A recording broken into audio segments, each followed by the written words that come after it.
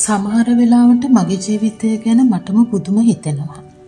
මොහොතක් අපි හිතලා බැලුවොත් අපේ ජීවිත කොහොමද ගෙවුනේ කියලා අතීතයේ හිටපු කෙනා නෙමේ වර්තමානයේ ඉන්නේ. අපි සමහර වෙලාවට දුක වේදනාවේදී කඩා වැටුණු හිත එක්ක ඉස්සරහට යද්දී අපි හිතන්නේ නැති විදියට අපි ශක්තිමත් වෙනවා. අපි හිතන්නේ නැති විදියට අපේ මනස වෙනස් වෙනවා. අපි වටා ඉන්න අය ගැන බලන විදිය වෙනස් වෙනවා. ඔව් මමත් එහෙම වෙනස් වුණා. මට හිතුණා මම මේ ඉන්න තැනින් මං ගොඩ එන්න නම් මං වෙනස් පුද්ගලයෙක් වෙන්න ඕනි කියලා. මම හිතන විදිය වෙනස් වෙන්න ඕනි කියලා. මම බලන මගේ වටපිටාව වෙනස් වෙන්න ඕනි කියලා. ඔව් මම තේරුම් ගත්තා. දැන් මම දන්නවා ඕනම කෙනෙක් දිහා සානුකම්පිතව බලන්න.